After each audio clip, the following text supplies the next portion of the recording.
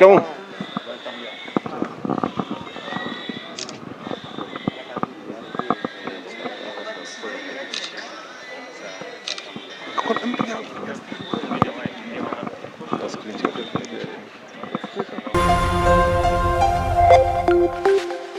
Mtazamaji, jina langu naitwa Alphonse Kusaga, mwandishi wa Wananchi. Leo ni tarehe 21 ya mwezi wa kwanza mwaka 2026.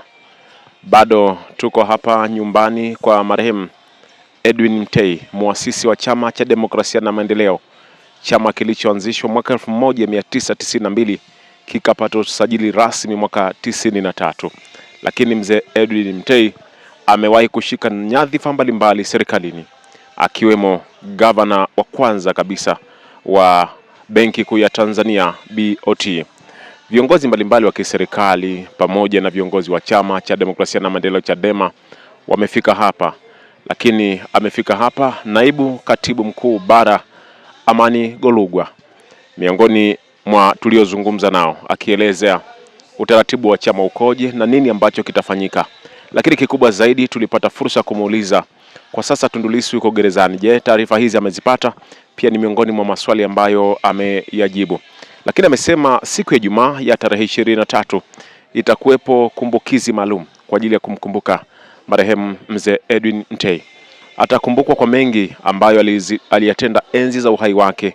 Ndio maana kila mtu amefika mahali hapa. Lakini kwa sasa kinachoendelea nyumbani hapa ni maandalizi tofauti. Majukwaa yanafungwa kwa sababu wageni wanaendelea kuingia katika eneo hili. Lakini kwa sasa tumsikilize naibu katibu mkuu wa bara Amani Golugwa akituelezea nini ambacho kinafanyika, huko akitoa pole kwa wanachama na wale wote ambao wameguswa na msiba huu. Mimi ninaitwa Amani Golugwa, ni naibu katibu mkuu wa Chama cha Demokrasia na Maendeleo Chadema. Kwa masikitiko sana tupo katika maombolezo ya aliyekuwa muasisi wa chama chetu na mwenyekiti wa kwanza wa chama chetu, mzee wetu mpendwa wetu Edwin Mtei, na ambaye amefariki tarehe 19 usiku wa kuamkia tarehe 20. Kama ambavyo tulitoa taarifa rasmi ya chama kuhusiana na msiba huu mzito mkubwa ambao umekuja katika wakati ambapo chama kilikuwa katika maadhimisho ya kuadhimisha miaka 33 toka chama hiki kilipopata usajili wa kudumu, kwa maana kwamba siku rasmi kabisa ya chama hiki kilipozaliwa. Na ni kwa bahati mbaya sana tarehe 21 mwezi wa kwanza mwaka 1993 mzee Mtei alikipokea cheti kwa maana ya hati ya usajili wa kudumu wa Chadema. Kwa hivyo umauti umemkuta siku 1-2 kabla ya siku ya leo. Ni jambo la huzuni, lakini tunaendelea kufarijiana, tunaendelea kupeana pole kwa familia, watoto, ndugu mbalimbali na sisi wanachama na Watanzania wote. Maisha yake yalikuwa ya baraka kwa Watanzania wote. Historia yake imejaa mambo mengi yasiyo na kifani. Amekuwa gavana wa kwanza wa Benki Kuu ya Tanzania BOT. Kwa hivyo mambo mengi ya kimfumo tunayoyaona pamoja na kuboreshwa kiteknolojia yanatokana na yeye mwenyewe, jinsi alivyoyaanzisha. Ni mbobevu, mwenye taaluma ya masuala ya uchumi. Hivyo mchango wake umekuwa na alama kubwa sana katika taifa hili. Mwaka 1992 yeye pamoja na wenzake waliona sababu ya kuanzisha chama cha siasa wakati wa harakati ya vuguvugu la mageuzi, mabadiliko na hitaji la nchi kuwa na vyama vingi. Kwa hivyo kwa uthubutu wa kipekee sana akaanzisha chama hiki ambacho leo tunajivunia chama kikuu cha siasa nchini. Bila shaka sisi tuliopokea kijiti tuna kila sababu ya kujisikia fahari sana. kwamba ndoto yake imeendelea kutimia. na Mungu amemweka hai mpaka leo. Ametwaliwa na Mungu akiwa na miaka 94 na amekiacha chama hiki, ndio tumaini la Tanzania, na bila shaka ndio chama mbadala ambacho Watanzania muda si mrefu watakipa ridhaa kiweze kuongoza nchi. Mzee Mtei kama muasisi na mwenyekiti wa kwanza wa chama chetu, tumeshaurizana mambo kadha wa kadha na familia na ni hivi punde tu familia wameomba wawe na faragha wao wenyewe ili waweze kuthibitisha baadhi ya mambo na kuyaweka sawa.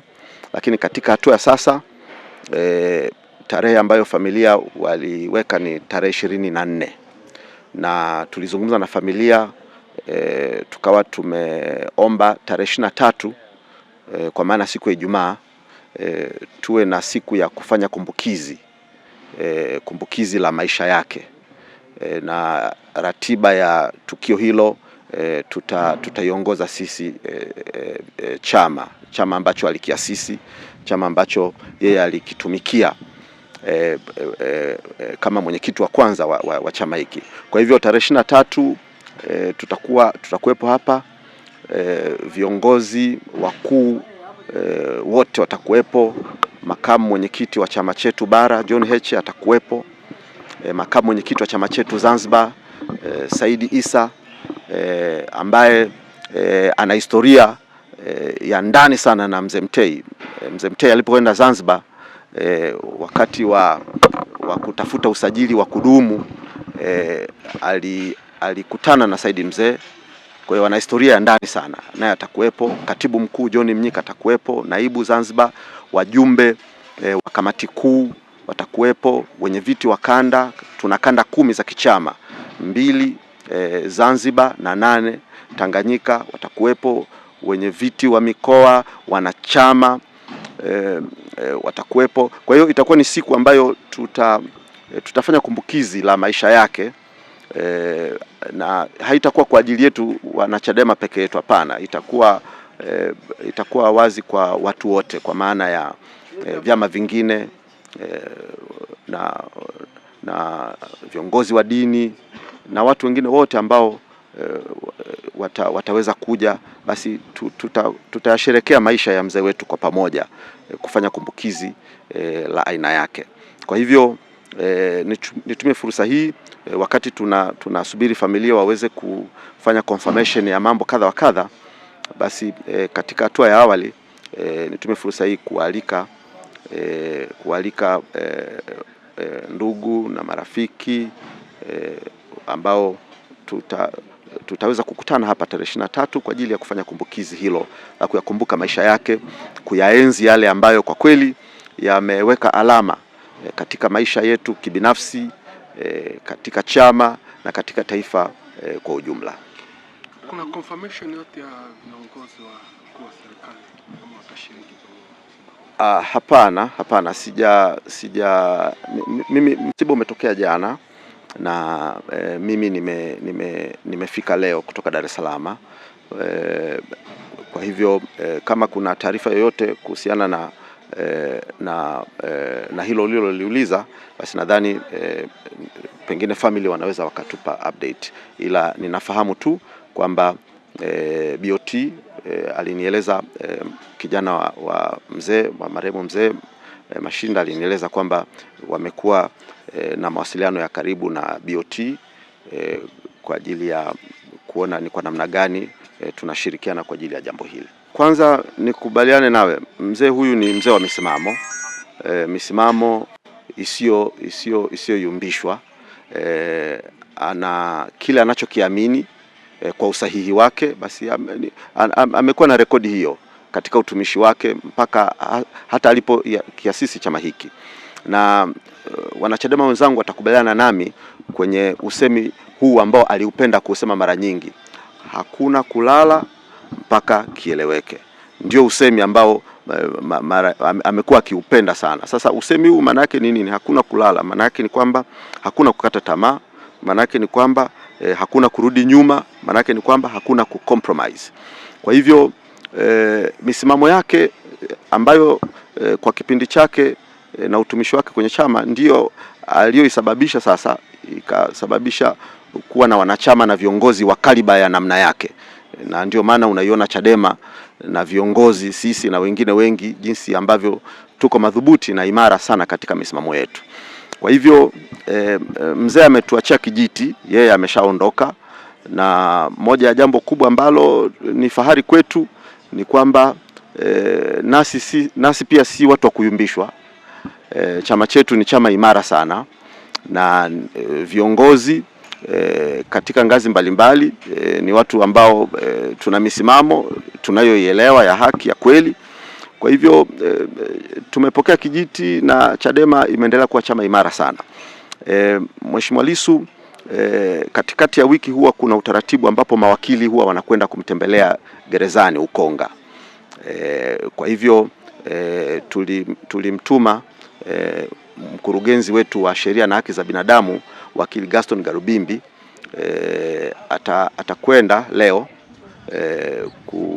kuchukua ujumbe ambao bila shaka pengine siku ya kumbukizi kwa maana tarehe 23 tutausoma ujumbe maalum ambao mwenyekiti wetu Mheshimiwa Tundu Lissu atakuwa ameuandika maalum kwa ajili ya kumwomboleza na kukumbuka maisha ya mzee wetu. Kwa hivyo kwa ujumla niseme tu Chadema ni chama imara sana, kina viongozi walio madhubuti sana, hatuyumbishwi, misimamo yetu ni thabiti, na lile tunalolitaka ambalo ni la haki ninyi ni mashahidi. Wenzetu wengi sana wametundika jezi, wenzetu wengi sana wamevua gloves, wenzetu wengi sana wamelegea, lakini sisi tumeendelea kuwa imara na misimamo yetu, kwa maana tunajua hitaji la nchi inahitaji nini, na kile ambacho tunaamini nchi inakihitaji tunakisimamia, na ndio maana Chadema bado inaendelea kuitwa chama kikuu cha siasa nchini. Mzee amekuwa kwa hali ya uzee, pengine nisiseme ugonjwa, katika hali yake ya uzee amekuwa kitandani ndani kwa muda mrefu sana, na nadhani ni takribani miaka miwili hivi amekuwa kitandani kwa usaidizi na hawezi kuongea. Na hata mara ya mwisho mwaka jana mwezi wa 3 baada ya uchaguzi, mimi pamoja na makamu mwenyekiti wa chama bara Mheshimiwa Heche tulikuja mwaka jana mwezi wa 3 tulikuja kumtembelea. Hawezi kuongea, kwa hiyo hakuna neno lolote ambalo alilisema kwetu wakati tunaenda kwenye uchaguzi ambao ulifanyika mwaka jana Januari, siku kama ya leo ambapo tulipata viongozi wakuu pamoja na wajumbe wa kamati kuu waliochaguliwa. Kwa hivyo tunayoyaishi au tunayoyaendeleza ni yale ambayo amekuwa akiyasema aidha kwenye matukio ambayo amekuwa akijitokeza maneno yake, na nirejee neno hili ambalo amekuwa analisema mara nyingi sana, na hata siku ambayo tunamsajili kutoka kwenye kumpa kadi ya kidigitali, Mungu alimpa uhai, alimpa uzima na nguvu. Tulikuja hapa mimi na John Mnyika, na mimi nilipata bahati ya kipekee, mimi ndiye niliyemsajili muasisi, na tulizungumza naye. Neno pekee ambalo kwenye kinywa chake limekuwa linamtoka ni hakuna kulala mpaka kieleweke. Baada ya uchaguzi tulijitahidi sana kuponya majeraha. Kwa hiyo wale waliokuwa tayari kupona walipona, wale ambao hawakuwa tayari kupona waliendelea na maisha yao. Kwa hivyo sisi tuliobaki Chadema, sisi tumepona, tunaendelea na siasa. Wengine wameondoka, wengine kuna watu sijawaona siku nyingi sana, na wengine nimewaona hapa, ndio nimeuliza nikaambiwa kumbe walijikusanya wakaenda huko. Sasa misiba katika tafsiri za kawaida huwa inawaleta watu, na kwenye misiba ndio hata katika tamaduni za kawaida tu msiba ukitokea, basi ndo ndugu mnakaa, alafu ndo naambiana, wewe unakumbuka siku fulani ulimtukana mwenzako, basi mnasuluhishana. Kwa hiyo kama kuna mtu bado hajapona, basi tutaongea tu, alafu kama uko tayari upone, utapona. Lakini sisi tuliobaki Chadema, sisi tumepona. Wagonjwa labda walioondoka labda, au lakini kwa kweli sisi tumepona. Lakini haizuii watu kuzungumza na si vema watu kutozungumza. Kwa kauli yako, maana mtautumia msiba huu sasa rasmi kuponya majeraha. Sasa hapa tumekuja msibani. Tumekuja msibani, sio kuponya maji. Tumekuja msibani, ndo nasema hivi, sisi tuliopo Chadema tumepona na tunaendelea kujengana, kuimarishana. Nasema kama kuna mtu hajapona, bado ana tabu, yani bado ana roho inamuuma, basi watu, ni jambo jema kuzungumza. Kama bado una kitu kamekushika hapa, basi watu wanazungumza. Kama mtu akikataa, kwa mfano mtu hataki, sasa hutaki, alafu bado una kitu kinakutesa, basi unaendelea kubeba hilo gunia la misumari, hakuna njia tena. Ni kumbukizi, kwa hivyo kila mtu atakuwa na fursa ya kuyakumbuka maisha ya mzee huyu. Kuna watu watayakumbuka maisha yake na jinsi alivyogusa maisha yao alipokuwa ana utumishi serikalini. Watakumbuka mchango wake kijamii, watakumbuka maisha yake kanisani, watakumbuka maisha yake kwenye engo mbalimbali, katika siasa, watakumbuka maisha yake ya ujana, pilika mbalimbali, heka mbalimbali. Kwa hivyo kila engo, majirani, watakumbuka maisha yake. Kwa hivyo sio kumbukizi kwa ajili ya wanachadema peke yake, ni kumbukizi kwa ajili ya watu wote. Na kama nilivyosema, ni hivi punde tu familia wamejikusanya. Kwa hiyo tutapata confirmation ya mambo kadha wa kadha baada ya kuwa wamethibitisha flow ya mambo. Sasa msiba huu ni mkubwa kwenye seko zetu za kichama. Kila mtu anafahamu, dunia nzima inafahamu, Tanzania nzima inafahamu, na tumejitahidi kuwasiliana sana ili wale watakaoweza kuja waje. Kwa hivyo ninaamini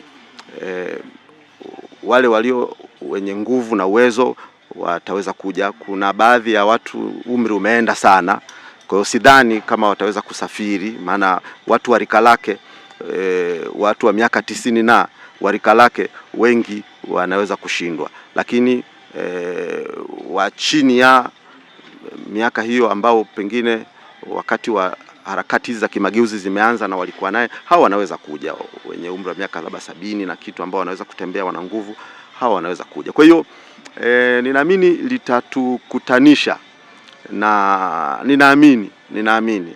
ninaamini kabisa kwamba litatupa wakati ulio mwema wa kufurahi, kukutana watu ambao hamjakutana pamoja siku nyingi, na hata kama watu wamejeruhiana, basi kuna uwezekano kabisa kupitia kukaa pamoja watu mioyo ikajikuta inajirudi. Mtu aliyeumia moyo ukajikuta unarudi.